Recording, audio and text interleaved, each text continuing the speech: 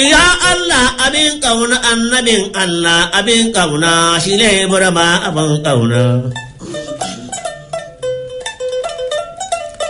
Fatara mai sa lalace ta ƙiyar dama ka sarrance yunwa mai kai maza kwance ta kashe ba sai da aibu ba. Yau lebura ne kamar zaka aiki rani zuwa kaka in gwamnati za ta sa doka shi lebura ba ya karya ta. Aiki auni cikin taro ana abu sai ka ce horo idan Allah ake tsoro da lebura bai talauci ba. Icen tun ba su sare shi wani za su dandaka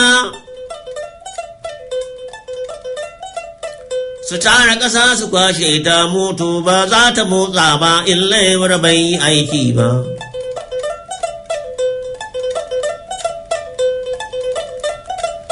Hanya daga nan ka daukaji har ya zuwa cikin Lagos, hanya daga jan cikin Lagos duk lebur ne ya shirya su, duk lebur ne ya kera su,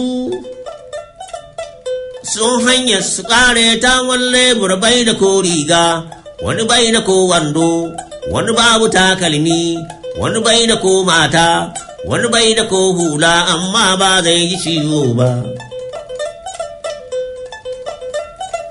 Wata nan da na ɗauki matona na zoya shi ya kamata, da lebura za ku sa targa ku fito fili ku kwankwanta ku sauka da ni ku ce tura kun san ba za na tura ba in lebura bai yi turun ba.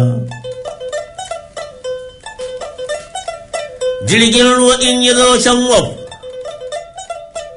lebur ne yake lodin, lebur ne yakan sauke, lebur ne yakan tuka da lebur za ya sa targa jirgin ba za ya motsa ba. Jirgin sama fankamin wofi ba za ka zuba ka kwashe ba in lebura bai yi aiki ba.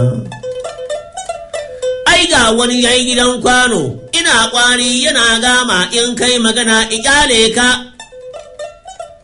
da kwanan za a ɓaɓɓalle katako a ciccizge a dubi bulok a rurrushe a kira shi a ce taho ɗora kun san ba za ya ɗora ba in lebura bai yi aikin ba.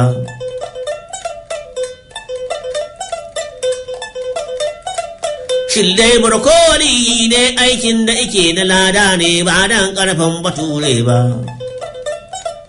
Da dan ƙarfin bature ne da lebur bai yi aiki ba. Haka masu miyan kuka da wasu rufe ta sannan su wanke ta tuka tuwo miyan kuka mai tuwo ba za ki sai da ba in lebur bai yi aiki ba. Don haka nan mutanenmu, ku agaji leburorinmu, ku taimaki leburorinmu kan su tabbata babu aikin yi.